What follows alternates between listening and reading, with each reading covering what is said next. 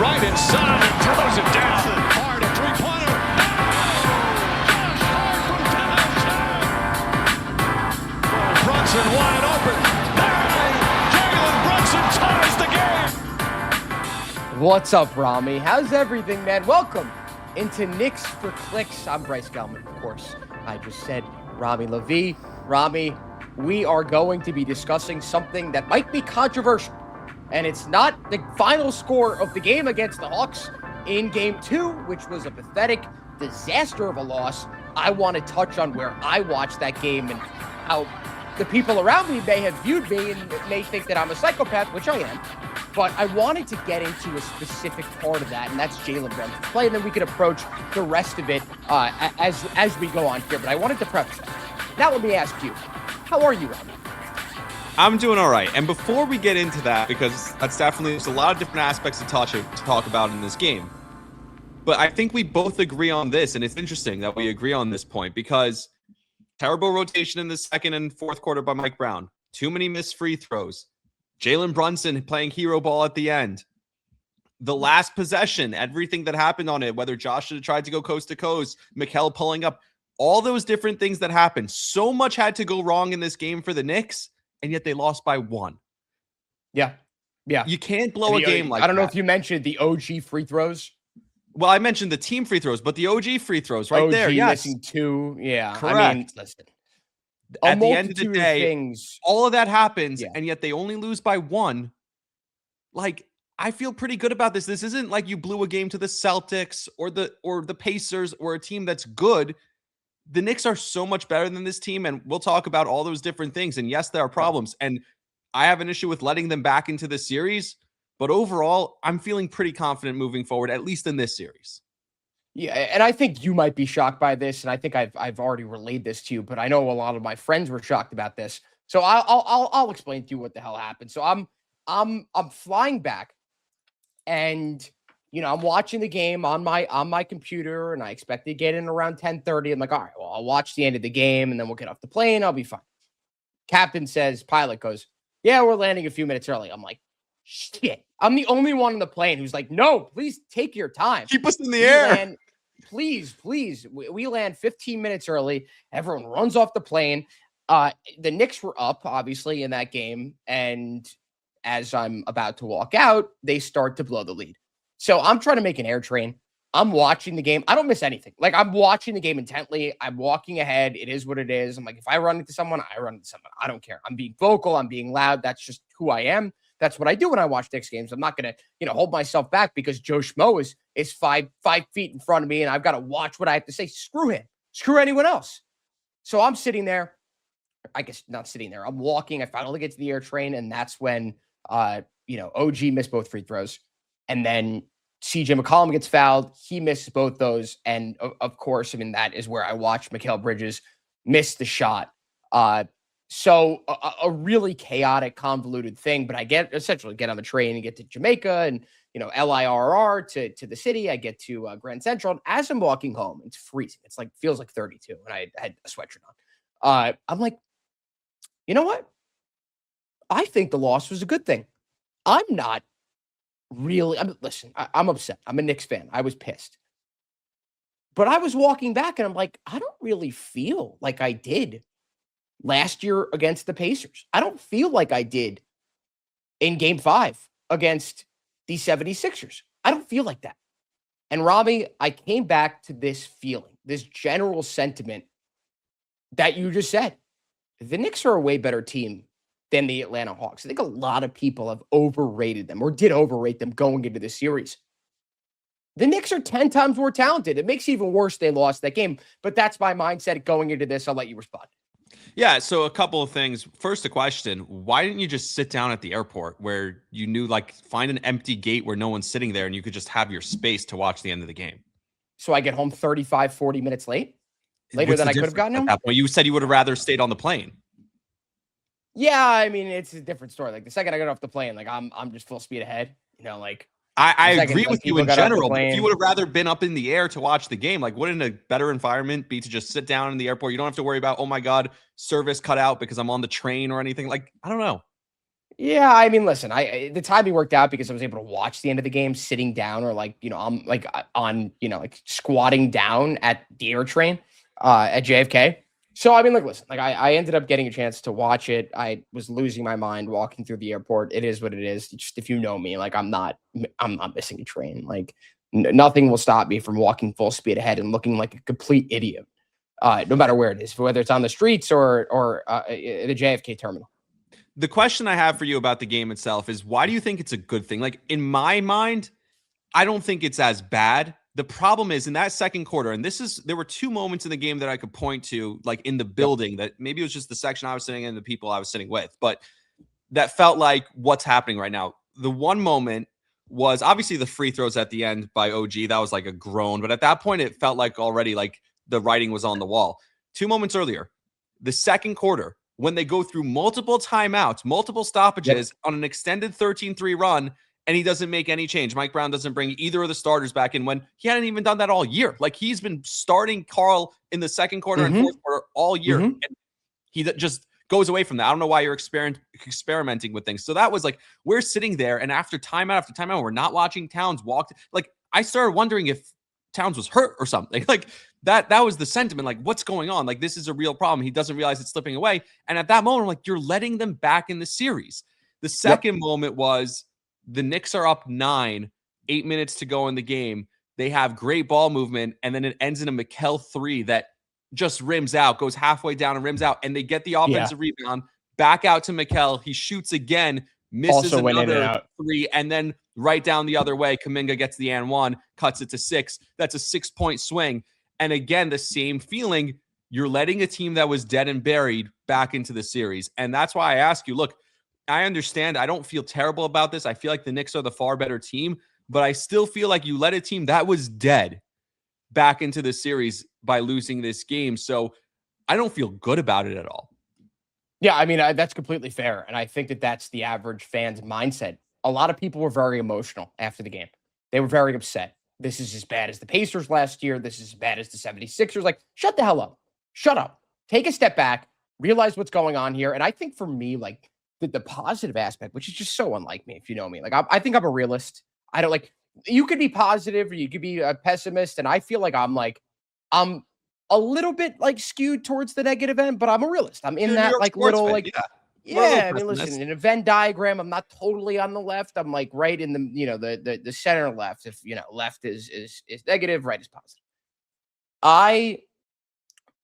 For whatever reason, I can't explain it, but I'm like, like this is the type of situation that Mike Brown is going to have no choice but to learn from.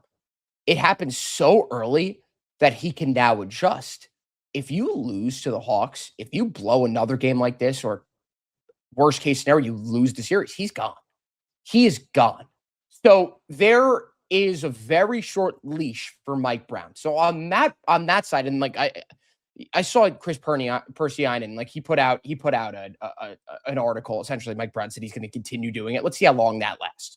Let's see how long he's going to last playing the 5 guys that can't score on their own without a facilitator. The fact that he started both of those quarters, I don't believe that Alvarado was there to start the fourth quarter. Maybe, correct me if I'm wrong, but definitely the second quarter, he wasn't there. You cannot trust Deuce McBride to be your main facilitator. We've discussed this. He is not that guy. Even when they went to Alvarado, Deuce was still the facilitator. Like, they made the adjustment lineup wise, but like as far as the game plan, Deuce was still the one with the ball in his hand. So I was just like, it made no sense. None of it made any sense. And you're right. Like, I love Chris, and I think like he does a good job, and he's just quoting what Mike Brown said. But yeah, let's see how long that lasts. That's not going to last if you drop another game like this, or if it gets close again. Look, everyone talked. The big talking point last year during the Pacers series was you have to play the bench. You have to play the bench. This is what happens though when you rely too heavily on the bench. You want the bench? Here's the bench. Yeah. Josh Hart, this was the kind of game he would have played 48 minutes or 43 minutes if Tom Thibodeau was coaching this team, because he showed up with his ass on fire, ready to go, was playing on both sides of the ball, offense, defense. He was doing everything for this team. Missed a couple of free throws also, but I think he was 4 for 6, which overall, like, that wasn't as bad as some of the other guys. Point is that he was having, he had a great game, And it was the perfect kind of game because it was a choppy game. It was a physical game. It was the perfect kind of game that Josh Hart is just enough of a disruptor that he would have wrecked a game like that for the Hawks. And instead, you just let him sit on the bench for like 13 minutes of this game. And it's not good enough. That's not enough. I don't care. Like, oh, the guys are going to wear it down. This is the playoffs. The Hawks played a 7-man rotation essentially. And we're going 12 deep. It made no sense. Shamit and Deuce have been terrible, objectively, massively. Deuce hit 2 big threes to start the fourth quarter of game 1, but yes, aside from that. Yes, but in game 2, game that they lost, he didn't show up. He's got this, like, for whatever reason, it's very obvious when he's going to hit a shot. He releases it at the top of his release. It goes really high, and you could tell when he's going to miss as well because it's more of a line drive. It's flat. Yep. And you could tell he's the other night, since he got back from the injury. Yeah. That's what we saw. And for me, I am not going to advocate benching him because he provides you something defensively that, Alvarado wouldn't. I know Alvarado listens to, feisty type of guy, like plays with heart, but like he's not Deuce McBride at a defensive end. You could justify playing Deuce McBride. Jose Alvarado has not earned any minutes for himself up until this past game because he can't shoot. He's no offensive abilities, and also like defensively, he's nowhere near as good as Deuce McBride. But I look at that game and everyone had the same takeaway. I think everyone in the moment was like, what the hell is Mike Brown doing? The two biggest momentum shifts of the game were at the start of the second and fourth quarters. Like, to the average person, it doesn't take a rocket scientist to realize that's why you lost the game. That is why you lost the game. It had nothing to do with anything else. That and one other thing that we're going to get to in a few minutes here. But to lose that game the fashion they did with all of the intangibles that up until that fourth quarter were going the Knicks' way, they were playing harder. It seems like from the jump that they were the team that wanted it more. To end up losing that game is an unmitigated disaster. But it brings me back to like my positivity and the fact that like this team is so much better than the Hawks. The Hawks never had control of that game. They never had control of game 1. We saw last year against the Pistons. The Knicks were constantly, like in a hole, they were constantly trying to fight back. It felt like the Pistons had control of the pace. They had control of the physicality. They did everything correctly. They were getting to their spots. With the Hawks, it's not the same. The Knicks have dominated this series. They dominated it objectively. And for because in game 1, he did the same thing. Mike Brown, he did the same thing with taking both those guys out, having multiple minutes with both of those guys on the bench. Other than those minutes, the two of them haven't played. The Knicks are dominating the series, Rami. Dominating. This is the problem because have the feel to realize that. And in the second quarter, if you want to bench the guys, if that's the reason, if you want not bench, but if you want to sit the guys and maybe get Deuce a little more run, try and get his rhythm going, you would have had the whole fourth quarter because guess what? If you step on their throats in that second quarter, the Knicks would have been up by 30 in the fourth, and you could have done whatever you want. Then you could have messed around. You could have played the guys 28 minutes. You know what I mean? Like, you ended up having to play them more because you wouldn't have a feel for the game in the moment. That's my problem with it. It's not so much, look, everyone can make adjustments game to game, and one of them will obviously talk about Jalen, and I think there's a lot of adjustments he needs to make, and also Mike Brown needs to make as it relates to Jalen. But have a feel in the moment. Why wait game to game? Because if you had a feel in the moment, like everyone, like I talked about the section I was in, we felt it in that second quarter, and we kept like every time there was a timeout, every time there was a stoppage, okay, when's it going to happen? When's he going to realize? And it took until the Hawks took the lead for him to bring Josh back in, and then still didn't bring Jalen or Karl-Anthony Towns until a little bit later in the quarter. Like, that was so frustrating that he didn't have a feel in the moment, because if you did in that second quarter, I think the Knicks could have won this game by 30, and we could be talking about those guys being rested almost the entire fourth quarter. Fair. I mean, fair, but we're never going to know, right? We'll never have any idea of what could have happened. But I'm going to do this. Let's get to this next part, because all of the Mike Brown decision-making issues aside, which, as I said, was the main reason the Knicks lost this game, they could have won the game had it not been for Jalen Brunson trying to take over down the stretch with way too much time left on the clock. By doing what he did, he directly, it's not even indirectly, he directly led to the Knicks starters not making a single field goal besides him in the fourth quarter. They were 0 for 8. Jalen Brunson was 3 for 8. No. There were 2. Since they came who in scored? at the 8. Okay. No, OG hit a that's what I corner meant. 3, and Yes. then Clarkson had a putback. Okay, was that before Brunson That came was back in? before Jalen came back in. Yes. So, I think the OG3 was with Jalen on the floor, but yes, I don't know what the hell I saw. I thought I saw 0 for 8, maybe down the stretch of that game. But either way, you get my point that those guys did not contribute enough. And I put out the TikTok that essentially, it summed up what I just said in the previous topic of the fact, Mike Brown, yada yada yada.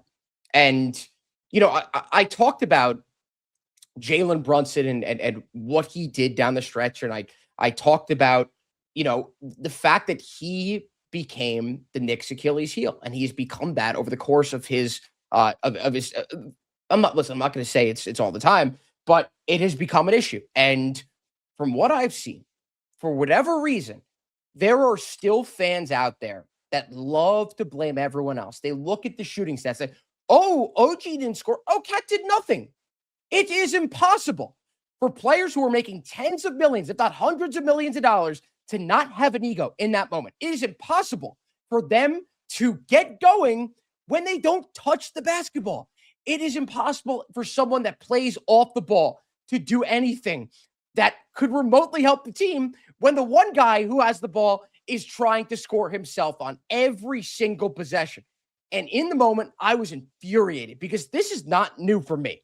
This is not something that I am touching on for the first time. You know that. Everyone else that I talk to about the Knicks also knows that. I have been on Jalen Brunson this entire year. I was on him last year for the same exact thing. And when push comes to shove, Rami, the real reason why I think that this is a good thing that happened earlier on in the playoffs is that Cat, OG, and Mikal were pissed. We're pissed after that game. We might not have seen it on the court. We might not have been able to totally tell from their demeanor, but the second they got back into that locker room, I could guarantee you that those 3 guys were pissed. So it kind of forces Mike Brown's hand because on one hand, Jalen Brunson's going to shoot. He's going to do whatever he wants to do. He's got his dad in the coach's ear. It obviously helps, a slight amount of favoritism, but although I'll push back on that a little bit, but yeah, go ahead. This can't happen anymore. So I think that there's some silver lining. And I guess it's wishful thinking at the end of the day to believe that Jalen Brunson's going to change in that regard. But who knows? I don't think so because, like you mentioned, the biggest problem with it wasn't down the stretch because down the stretch, ultimately, he hits the 2 threes. He gets another bucket there. The problem was that he started at the 8-minute mark, that he's starting to play the hero ball so early on. Other than that 3 that Karl-Anthony Towns attempts right at the, I forget what, like the 4-minute mark. Other than that, they barely, he doesn't shoot again the rest of the game. And he wasn't involved. He's standing in the corner. Now, where I'll push back. Cat? Yes.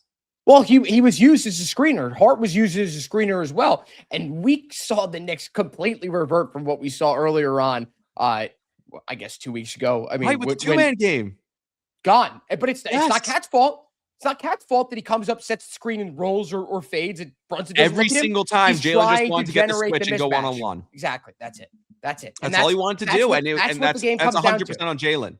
The thing I'll say, go for it. The thing I'll say about Rick in game 1 when the technical foul is called against CJ, Rick runs over to Mike Brown. And he's like, I think we should have Karl shoot the free throw to get him going. So shoot the technical free throw. I thought that was huge. Okay. So having a guy take a free throw. That's that's just a slight pushback on they're just allowing Jalen to do this. I don't think the coaching look, we've seen it work out a lot of times, but yes, this is a problem with Jalen Brunson. And the bigger problem, something you didn't mention with Jalen Brunson, and this doesn't take away, he's the hero. We love him. He's the best player. He gets the loudest cheer. All that stuff is true. He's still the most clutch player we still love. All that stuff is true. The bigger problem is CJ was hunting him on defense the entire time. Yeah. Well, you want to know what makes that extremely easy is having Cat on the floor too. Correct. You can't hide 2 defenders. You can't hide 1. You can put Jalen in the corner. It would be almost impossible for him to be switched upon every single possession. every single Jalen had possession no because Cat's on the problem floor. switched onto seat. Like at some point, you've got to be like, no, I'll show and then keep going with. Like you got to change. What are you gonna do? What are you gonna do? Because it's either Jalen or it's gonna be Cat, and both of them are gonna get cooked in that situation. That's the issue. So my biggest gripe with the fact that Mike Brown's not taking advantage of those 12 minutes. Like Jalen Brunson's going to play 35 minutes a game. And the minutes that he's off the court, you need to play karl-anthony Towns. You have to. Because for 35 minutes of the game, to have two defenders that cannot defend is suicide. Yeah. Is suicide. He is throwing these games on purpose with those lineups. That is the issue. You've got your two best players cannot play defense. And dude, you're right. You hit the nail on the head. Brunson was getting cooked by CJ that entire game. 5-year-old who's just like, oh my God, maybe he's 34, but like this guy is not great anymore. And I don't know where you fall because now there's pushback. Oh, Knicks fans, you guys created a villain out of him. You got him going. Shut up. This is what we do. Everyone was booing him. It was fun. Everyone's having a good time. Like, this is what we do. This is what Knicks fans are great at this. Like, and he's trying to egg them on, trying to be an MSG hero. You know, he wants to be the I don't think he's that. Dude, he's 35 years old who could have been saying that he's a villain. He's not playing into it like Trae Young did, that bum. Ugly. No, he was going like this to the crowd, like waving his hand at the crowd. I mean, come on. It's a playoff game. The Knicks fans are losing their minds. Exactly. But after I have the game, no problem with the Knicks fans. I have no problem with CJ. If CJ's the guy who's going to be taking over these games, that's ultimately good for the Knicks. Because at this point in his career, I guess he's not that guy. Like, he's still a great scorer and secondary option and ball handler. Great. He was trust him with the 5 ball in his hands in the constantly. second half, had 2 terrible turnovers, and missed the 2 biggest free throws of the game. Like, if they lose that game, it's because he missed those 2 free throws. Like, what if Mikal hits the shot? What if Josh takes the ball coast to coast? Like, cool, you're the villain. The problem is, does this give the Hawks life where now they get home and they feel, fired up by the home crowd, whatever that is, and all of a sudden they come out with an energy that the Knicks aren't ready for? That's what you can't have. Mike Brown and the Knicks have to be like, and maybe you're right. Maybe they'll feel like we blew that one and they'll come out with an energy and a fire. The Knicks will come out with a fire that is unmatched in game 3. I hope that happens, but we didn't have to be here. That's the problem. Yeah, 100%. 100%. And when I look at this Hawks team, why I'm not concerned. Say they come out with all the ferocity in the world. Say they come out busting their asses. Say they come out playing harder than any team the Knicks have seen all year. Who are you going to on the bench? Those guys are going to get drained at some point, right? At some point in the series, these guys are going to get drained. Especially if they play at the pace they want to play at. Exactly. Yeah. You think CJ McCollum could play 40 minutes again? No. You think he can do that? Like, over the course of a series, I'm very confident in the Knicks winning. I just am. And I think it's a joke that the Knicks are not favored to win this next game. They're plus 1.5, which is just it's essentially a pick 'em. Yeah, I mean, and you look at it felt really bad to lose that game. Boston lost against Philly last night. We saw Detroit lose. Like, these teams are not infallible. Yeah, and this is the problem that I have with this. It's not only become the narrative of Knicks for clicks and dumb people on social media and dumb people on actual media who we know don't watch the Knicks games. Like, if you watch the game, you know how much better of a team. You should feel more confident that it took all those mistakes for the Knicks to lose this game. You should feel more confident in the fact that the Knicks are the far better team than the Atlanta Hawks. And we don't hear the conversation about the Pistons. We don't hear the conversation about the Celtics. The Spurs is a little bit of a different story, obviously, because Wemby gets hurt. And shout out to our boy, Denny. That guy's awesome. But no, like, I understand that the Knicks lost this game and it's a terrible loss and all the terrible things that happened. None of that should matter in regards to the rest of the series, because you watch the game, you know the Knicks are the far better team. And yet, Knicks for clicks, we're just going to tell you that, oh my God, the Knicks can't win a championship now, and Mike Brown screwed up, and Jalen Brunson can't be the best player. It's ridiculous. They're too talented. They're too talented to be included in these conversations. And you know what? Talented to not be favored against Atlanta. I get it. They're home. Oh, congratulations. That's really going to help out. Come on. Yeah, but we do it. We fall into it all the time. That's why they continue to do it. Like, what's the point? Like, I'll tell you this, because maybe we'll talk about game 3 a little bit. I don't think it's must win for the Knicks. Like, I could see Come on, really? Yeah. They go down 2-1. You're not going to be concerned? You will. I'll be concerned, but I think that I'll still like the Knicks in the series. I would just say 6 or 7 at that point. Okay. Yeah, I mean, I would be very concerned if they come out and it depends Mike Brown makes. Well, that's the thing. if Atlanta beats you, if they're in control the entire game, they play their best game they played in a very long time, especially against the Knicks. If CJ McCollum goes, 6 for 9 from 3 and Jalen Johnson looks like the stud he is, and all of a sudden Nickeil Alexander-Walker starts hitting his shots. Fine. But like, if it's because Jalen Brunson goes iso ball again, if it's because Mike Brown's lineups are idiotic and we're all criticizing them in real time, if Mike Brown allows Jalen Brunson to do what we've seen in the times when the Knicks don't move the ball and they look their worst offensively, we will both be concerned. Every Knicks fan will. And that's what I dread. Because then everything I say goes to you know what, and I don't like being wrong, but I care more about the Knicks, winning. But that would make me wrong too. Of course. With regards to game 3, we talked about Jalen's defense. At what point, and this is something interesting because you mentioned Jalen Johnson hasn't gotten going at all. Obviously, Nickeil Alexander-Walker hasn't gotten going at all. The only guy who's really gotten going other than CJ McCollum is Kuminga, had a really solid second half in that game. But he's done that from time to time. I think that's more fluky than anything else. At what point would you send 2 at CJ? Because if Jalen's stuck on him, would you send a second defender? Well, they did have a few guys always hedging, but like, what's Jalen going to do when he gets caught with the hezzy from the hezzy cross that completely sends him to the other side of the court? Like, what are you going to do? You can have the guy hedge over, and you allow a wide open 3, like, or CJ McCollum takes a mid ranger. Ultimately, that could get the other guys going. If all of a sudden now they have open shots and they see it go through a little bit, then all of a sudden maybe it wakes those other guys up. Whereas on the other side, it's like, well, no one's doing anything in this series. Force someone else to beat you.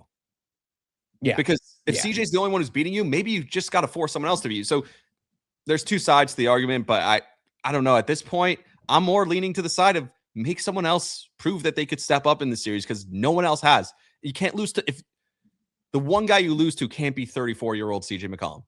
I'm sorry. Right. 100%. 100%. And this Knicks series will come down to them stopping him. Like, I really believe that CJ McCollum is not a huge factor on the offensive end. The rest of the series, the Knicks will win comfortably. Do you trust any one of these other guys? What's up? What's your series prediction the rest of the way? I still think the Knicks win in 5. I agree. I said that. I think they still win in 5. I guess that is wishful thinking. It is. But at the end of the day, like, the pressure on Mike Brown is too immense for him to continue doing something as stupid as playing Cat and Brunson in all their minutes together. You can't substitute them in and out with each other. You can't do it. The bigger problem is this can't happen against a good team. You could get away with it against the Hawks. You almost got away with it in game 2. And it's easier to learn from a loss than it is to learn from a win. So in that sense, good thing they lost. Other than I disagree with the point that it was good. I think it's not the worst. But again, semantics on that. But if this happened against Boston and he lost the game, it would cost you the series. If this happens against Detroit, it would cost you the series. Even against Cleveland, it would cost you the series. So that's what I want to see from game 3. Learn that lesson.